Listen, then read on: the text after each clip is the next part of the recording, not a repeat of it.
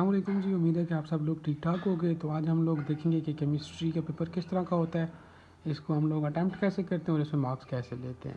सही है। तो स्टार्ट हम सेक्शन ए से ही करेंगे। सेक्शन ए में जो आपके 18 एमसीक्यूज होते हैं वो तो बुक एक्सरसाइज से एज इट इज़ उठाए जाते हैं मोस्टली एमसीक्यूज। कुछ एमसीक्यूज जो होते हैं वो चेंज करके दिए जाते हैं एक्सरसाइज वालों को ही, और 3 से 4 एमसीक्यूज या 2 से 3 एमसीक्यूज मोस्टली जो है वो ऐसे होते हैं जो कि आपके चैप्टर के अंदर से जो है वो उठाए जाते हैं। लेकिन वो एमसीक्यूज भी हम जब शॉर्ट और लॉन्ग क्वेश्चन अपने क्लियर कर रहे होते हैं तो वो उन्हीं में हो जाते हैं, इजीली सॉल्व हो जाते हैं, हम लोग कर लेते हैं, टेंशन की ज़रूरत नहीं है। बस आप लोगों ने ये कोशिश करनी है कि आप लोगों ने यहाँ से 18 से 18 एमसीक्यूज जो है वो ठीक करने हैं, क्योंकि ये आपको एज प्रोवाइड करते हैं और ओवरऑल आपके मार्क्स में जो है वो अहम किरदार भी अदा करते हैं। सो आप लोगों ने कोशिश ये करनी है कि आप लोगों ने स्पेशली एक्सरसाइज के एमसीक्यूज को अच्छी तरह से देख लेना है। और एक और सजेशन ये भी दूंगा कि आप लोग जितने भी आपके पास पेपर्स हैं राउंड अबाउट तकरीबन पिछले 5 साल पेपर्स जो होते हैं उनके एमसीक्यूज आपको वो भी आने चाहिए, क्योंकि मोस्टली एमसीक्यूज रिपीट हो रहे होते हैं। तो इन दिस एंड डैट में आप लोग सेक्शन ए से जो है वो फुल मार्क्स उठा सकते हो बहुत आसानी से।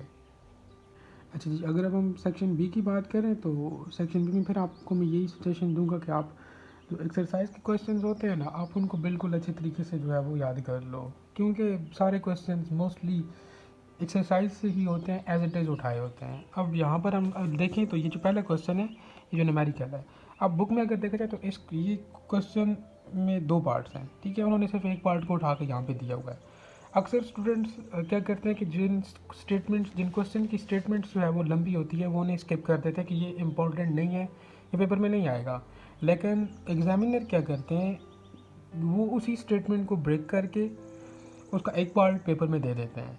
तो इस तरह से होता है। अब बाकी इसके अलावा देखा जाए तो ये सारे क्वेश्चंस एक्सरसाइज के क्वेश्चंस हैं और एज इट इज़ उठाए हुए हैं, ठीक है। इसके अलावा मेरे पास इधर एक और पेपर है, उसमें भी अगर हम लोग देखें तो ये जो पहला क्वेश्चन है ये सिर्फ हमें ये इंटरनल टॉपिक्स से आया हुआ है, बाकी ये सारे क्वेश्चंस एक्सरसाइज से हैं और एज इट इज़ उठाए हुए हैं, ठीक है। तो आप लोगों को मैं यही सजेस्ट करूँगा कि आप लोगों ने एक्सरसाइज के जो आपके शॉर्ट क्वेश्चन हैं या लॉन्ग क्वेश्चन हैं उनको आप लोगों ने अच्छी तरह से कर लेना है, ठीक है, क्योंकि मोस्टली पेपर्स में यही आ रहे होते हैं। और क्योंकि आप जब पास पेपर्स उठा कर देखें ना तो आपको खुद ब खुद पता चल जाएगा कि किस तरह से एग्जामिनर ने क्वेश्चन उठाया होता है। अब देखते हैं कि हम लोगों ने अटैम्प्ट कैसे करना होता है। अब यहाँ पर फर्स्ट ऑफ ऑल मैं आप लोगों को यही बोलूँगा कि आप लोगों की क्वेश्चन सिलेक्शन बहुत अच्छी होनी चाहिए। उससे मुराद ये है कि आप लोग वो क्वेश्चन अटैम्प्ट करो स्पेशली जिसमें आपके पास डायग्राम्स हो, आप उसमें फ्लो चार्ट्स बना सकते हो। स्पेसिफिकली केमिस्ट्री की बात करें तो ऐसे क्वेश्चंस जिनमें आपके पास रिएक्शंस हो, आप उस क्वेश्चन के अंदर रिएक्शन कोड कर सकते हो, तो कोशिश करें कि वो क्वेश्चंस आप लोग अटैम्प्ट करें। इसके अलावा हमारे पास केमिस्ट्री के अंदर कुछ रीजनिंग क्वेश्चंस भी होते हैं, तो हम लोग उनका भी चेक करेंगे कि हम लोगों ने रीजनिंग वाले क्वेश्चंस को कैसे अटैम्प्ट करना होता है। सो अब यहाँ पर भी ये एक रीजनिंग वाला क्वेश्चन है, तो फर्स्ट ऑफ ऑल वही बोलूँगा कि आप लोगों ने क्वेश्चन की स्टेटमेंट नहीं लिखनी होती, सिर्फ क्वेश्चन नंबर मेंशन कर लें जो आपका क्वेश्चन पेपर पर है, तो दैट इज़ इनफ। तो अब यहाँ पर ये एक रीजनिंग वाला क्वेश्चन है और यहाँ पर आप देख सकते हैं कि फ़र्स्ट ऑफ ऑल उसने स्टेटमेंट लिखी है। अब इसकी वजह क्या थी? वजह ये थी कि आप लोग स्पेशली रीजनिंग वाले क्वेश्चंस में स्टेटमेंट्स की हेडिंग ऐड करो उस वक्त जब आपको लग रहा हो कि आपके क्वेश्चन की लेंथ और विड्थ इतनी ज़्यादा नहीं है, ठीक है। तो उस वक्त आप स्टेटमेंट की हेडिंग ऐड करके अपने क्वेश्चन की लेंथ और विड्थ को इंक्रीज़ कर सकते हो। इसके अलावा हम लोग लास्ट में कंक्लूजन की हेडिंग भी ऐड कर सकते हैं, लेकिन ये उस वक्त ऐड करनी है ये दोनों हेडिंग्स, क्योंकि इनके मार्क्स तो नहीं है, तो कोशिश करें ये आप उस वक्त ऐड करें जब आपके पास क्वेश्चन की लेंथ और विड्थ ज़्यादा ना हो। लेकिन अगर आपके पास क्वेश्चन की लेंथ और विड्थ अच्छी खासी है, क्वेश्चन के अंदर आप लोग डायग्राम भी बना रहे हो, मैथमेटिकल स्टेप्स भी मेंशन कर रहे हो, कोई रिएक्शन भी कोड कर रहे हो, तो फिर इन हेडिंग्स की ज़रूरत नहीं है, क्योंकि इन हेडिंग्स के मार्क्स वगैरह तो नहीं होते ना। अब ये एक ऐसा क्वेश्चन था जिसको अटैम्प्ट करना बहुत ही मुश्किल था। तो अब देखें कि इसने अटैम्प्ट कैसे किया। तो फर्स्ट ऑफ ऑल उसने स्टेटमेंट लिखी है, उसके बाद स्टेटमेंट में जो मुश्किल कोई वर्ड था या जिसको वो एक्सप्लेन करना चाह रहा था, जो मेन वर्ड है स्टेटमेंट का, तो फिर उसने उसको डिफ़ाइन किया है। और डेफिनेशन को आप लोग सेंट्रलाइज करके लिखा करो और विद ब्लैक पेन और ब्लैक मार्कर के साथ लिखा करो। ठीक है, इससे इंप्रेशन अच्छा पड़ता है। उसके बाद इसने रीज़न लिखी है। अब रीज़न भी ये कि आप लोगों ने इस तरह करना है कि रीज़न जो मेन रीज़न होगी उसको आप फर्दर हाईलाइट कर दो ताकि एग्जामिनर को चेक करने में आसानी हो। उसके बाद एक्सप्लेनेशन की बात आते हैं, एक बात करते हैं। तो एक्सप्लेनेशन मोस्टली स्टूडेंट क्या करते हैं कि पैराग्राफ की फॉर्म में लिखते हैं। यहाँ पर भी पैराग्राफ की फॉर्म में लिखी हुई है, लेकिन यहाँ पर यह है कि पैराग्राफ में 2-2, 3-3 हेडिंग्स हैं, सॉरी लाइंस हैं। बहुत लंबे चौड़े पैराग्राफ नहीं लिखने, वो एग्जामिनर को तंग करते हैं। एग्जामिनर जब उनमें से काम की चीज़ ढूंढता है तो वो उसे जब नहीं मिलती, इतनी ज़्यादा उसे पढ़ना पड़ता है, तो वो तंग होता है और वो आपको मार्क्स नहीं देता। तो आप लोगों ने क्या करना है, कोशिश करनी है कि आप लोग पैराग्राफ्स को अवॉइड करो और वहाँ पर पॉइंट्स लिखो, बुलेट्स बना कर लिखो। तो ये एक तरीका होता है कि आप लोगों ने क्वेश्चन को अटैम्प्ट कैसे कर रहे हैं। फर्दर देखते हैं इसमें। अब नेक्स्ट है एक न्यूमेरिकल प्रॉब्लम है। इसमें आप देख सकते हो कि 3 हेडिंग्स तो हैं और ये सारे स्टूडेंट्स देते हैं गिवन टू फाइंड सॉल्यूशन। लेकिन हम लोग यहाँ पर एक और चीज़ देखेंगे, क्योंकि हम लोगों ने एग्जामिनर को इम्प्रेस करना है और उससे मार्क्स लेने हैं, किसी सूरत में लेना, हर सूरत में लेने हैं। तो उसके लिए अब गिवन टू फाइंड सॉल्यूशन की हेडिंग तो हर बच्चा देता है, हम लोगों ने कुछ नया करना है, ठीक है, ताकि एग्जामिनर इम्प्रेस हो। जब हज़ारों की तादाद में पेपर में हमारा एक पेपर में कुछ चेंजिंग्स होगी, कुछ नई चीज़ एग्जामिनर को मिलेगी, तो वो हमें मार्क्स देगा। अब यहाँ पर हम लोग गिवन टू फाइंड के बाद हम लोग एक एक्स्ट्रा हेडिंग यहाँ पर ऐड कर सकते हैं, वो रिलेशन की है या फार्मूला की है, जो कि उस न्यूमेरिकल के अंदर हम लोग यूज़ करेंगे, ठीक है।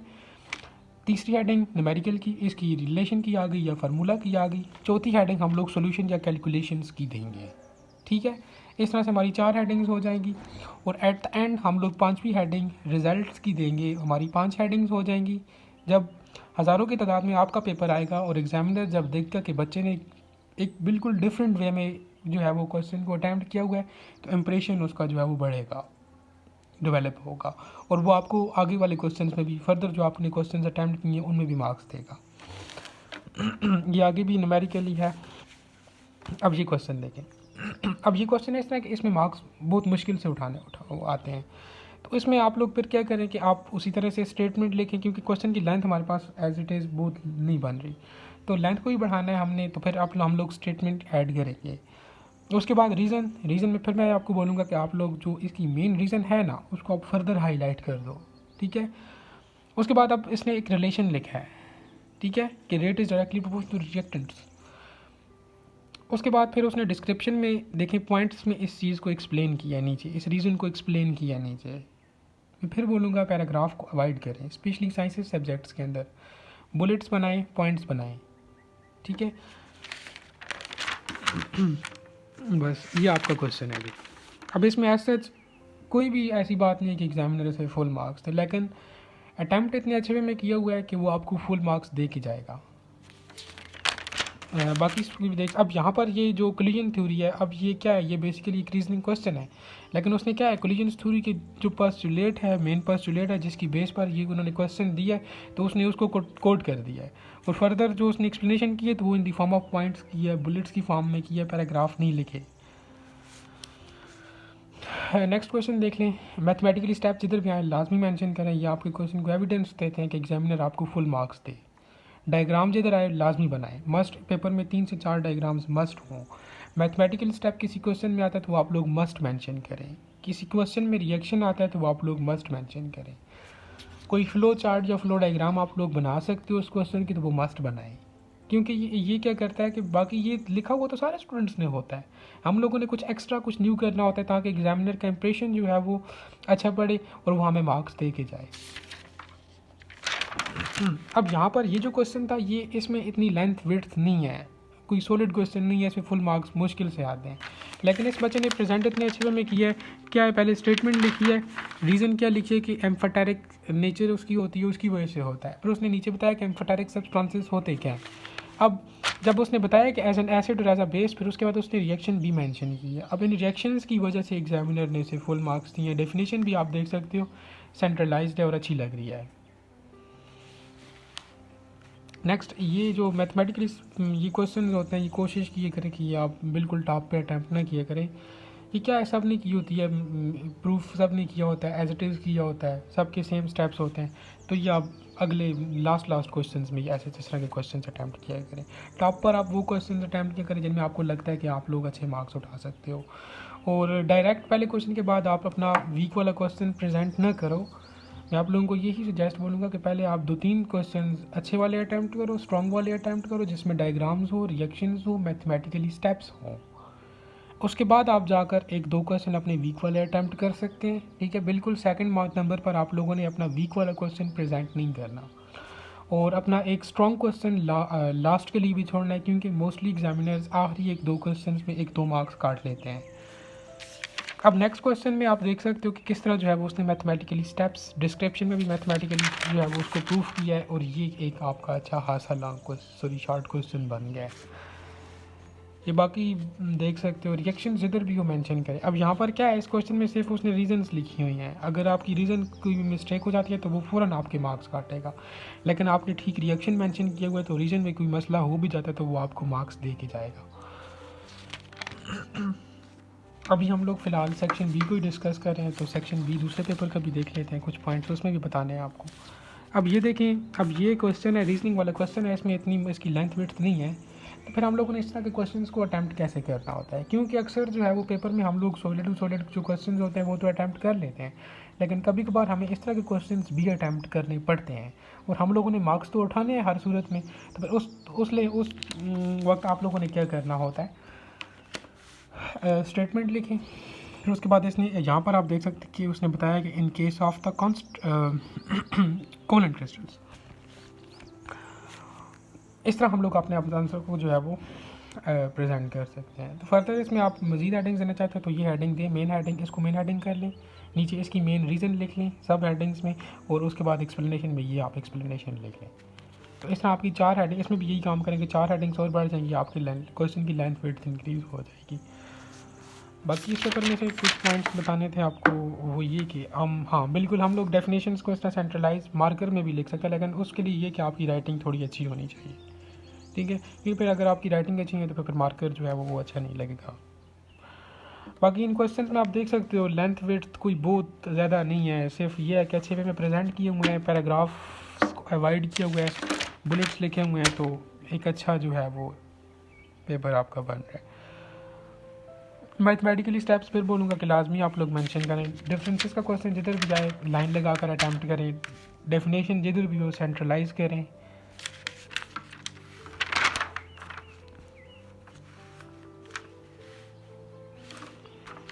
ये पेपर है जी। तीसरा पेपर है, उसमें भी कुछ चीज़ें बताना चाहता हूँ।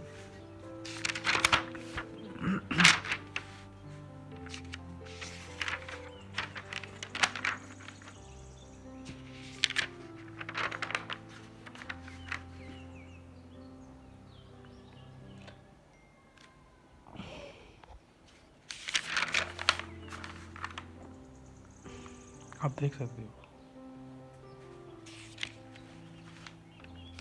अच्छा, डिफरेंसेस का क्वेश्चन फिर बोलता हूँ, जिधर भी आए लाइन लगा के अटैम्प्ट करें, और इस तरह हेडिंग्स दे के अटैम्प्ट करें, और कोशिश करें कि अगर इस तरह का क्वेश्चन है आप लोग इस तरह से अटैम्प्ट कर सकते तो उसे आप टॉप पे अटैम्प्ट करो, इंप्रेशन अच्छा पड़ता है, या बिल्कुल लास्ट पे अटैम्प्ट करो, ठीक है जी। ये था आपका सेक्शन बी, और फिर उसे बोलता हूँ कि आप लोग एक्सरसाइज वाले भी कर लो क्वेश्चन आंसर्स, तो वो भी इनफ हैं। तो सेक्शन सी में भी आप लोग देख सकते हो कि एक्सरसाइज वाले क्वेश्चन ही आए हुए हैं मोस्टली, ठीक है। ये पेपर है मेरे पास, एक ही है, ये भी देख सकते हो आप लोग। और आप लोगों ने यहाँ भी एक चीज़ मैंने देखी होगी कि ये जो बैलेंसिंग द इक्वेशन वाला क्वेश्चन है वो इस पेपर में भी है और इसमें भी है। मींस दैट कि ये क्वेश्चन बहुत इंपॉर्टेंट होता है, तकरीबन कोई भी पास पेपर आप उठा के देख लें ये क्वेश्चन मस्ट आया होता है। तो कोशिश करें कि इस क्वेश्चन को आप लोग क्लियर करें और इसे पेपर में लाजमी अटैम्प्ट करें। एक तो इसके ये कि शार्ट्स है, दूसरी बात ये कि इसके सॉलिड मार्क्स हैं, तो इजीली आप लोग यहाँ से मार्क्स ले सकते हो, ठीक है। और इसके बाद हम पेपर्स देखते हैं कुछ, यहाँ से स्टार्ट होता है। अब यहाँ पे आप लोग जैसा कि देख सकते हो कि अब क्वेश्चन बफर सॉल्यूशन के बारे में उसी तरह से first of all definition centralize करके लिखी है। आफ्टर दैट हमारे पास आप उसकी डेरिवेशन देख सकते हो, जिसमें एक इक्वेशन है, ठीक है। जब किसी क्वेश्चन के अंदर आप लोग डायग्राम या कोई मैथमेटिकल स्टेप्स या कोई रिएक्शन मेंशन कर लेते हो ना, फिर आपने उस क्वेश्चन की टेंशन नहीं लेनी होती, और कोशिश करें कि बस वो जितना है उतना ही लिखें, उसे फर्दर डिटेल उसमें ना ऐड करें, क्योंकि यही सॉलिड मार्क्स होते हैं, आपको मार्क्स मिल जाते हैं। न्यूमेरिकल उसी तरह से गिवन टू फाइंड और सोल्यूशन, अगर आपके पास टाइम है और आप अच्छा इंप्रेशन भी डालना चाहते हैं तो आप इसमें 2 हेडिंग्स और ऐड कर सकते हैं, जिसमें हमारे पास एक रिलेशन वाली है और दूसरी रिज़ल्ट वाली है।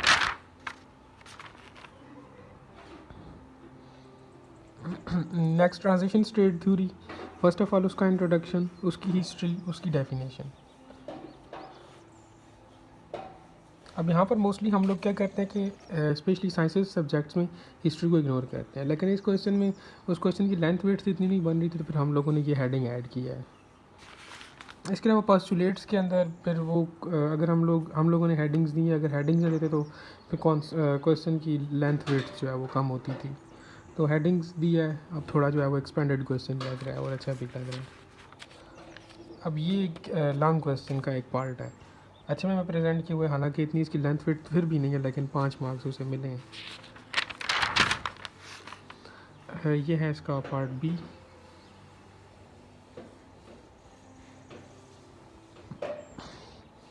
और इसमें अब ये डायग्राम आ गई है, 2 डायग्राम्स, तो आपके मार्क्स सॉलिड हैं, आपको मार्क्स मिलेंगे।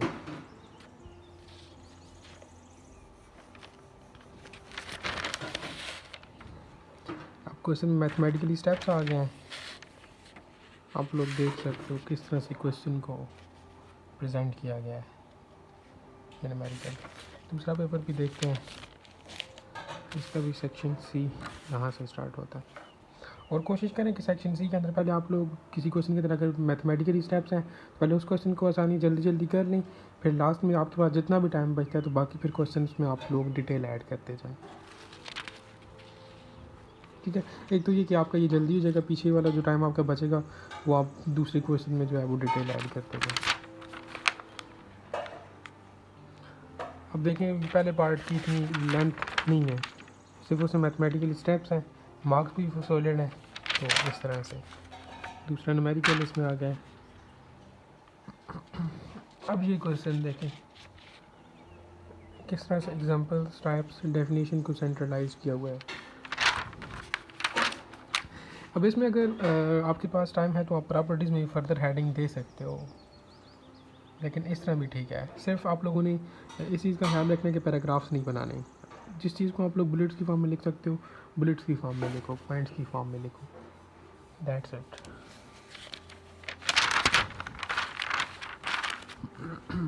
हर एक डेफिनेशन को सेंट्रलाइज किया गया है। वाइट स्पेस बहुत ज़्यादा मैटर करती है, स्पेशली बोर्ड पेपर्स में। कोशिश करें कि हर एक हेडिंग के ऊपर एक लाइन आपकी स्पेयर हो खाली हो।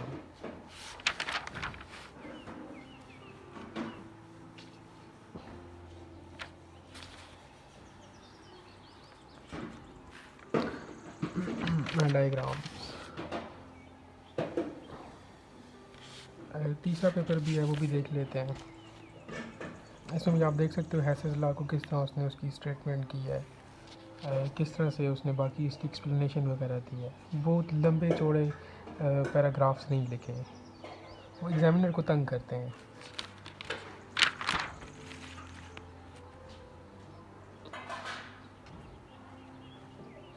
अब यहाँ पर ये कितना छोटा क्वेश्चन है, लेकिन प्रेजेंट इतने अच्छे वे में किया है। फर्स्ट ऑफ ऑल तो उसने फिर उसकी स्टेटमेंट लिखी है, रीज़न को जो है वो लिखा है उसने और प्रॉपर हाईलाइट किया हुआ है, और इसके जो फर्दर एक्सप्लेनेशन है और उसको बुलेट्स की फॉर्म में, पॉइंट्स की फॉर्म में लिखा हुआ है, गिच मिच नहीं लग रही। This is the proper way कि आप लोगों ने क्वेश्चन को कैसे अटैम्प्ट करना होता है। अब नेक्स्ट ये फ्राडिला।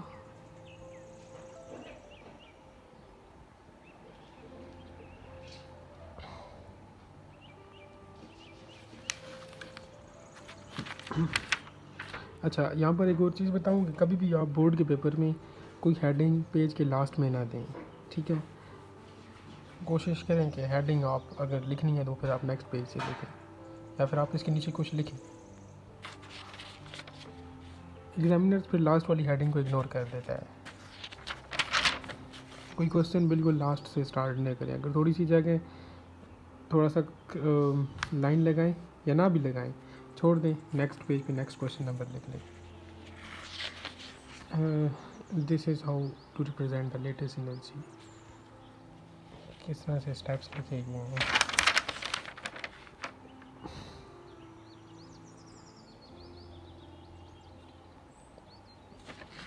तो इस तरह से हम लोग केमिस्ट्री के पेपर को अटैम्प्ट करके मैक्सिमम टू मैक्सिमम मार्क्स ले सकते हैं। ठीक है जी, थैंक यू।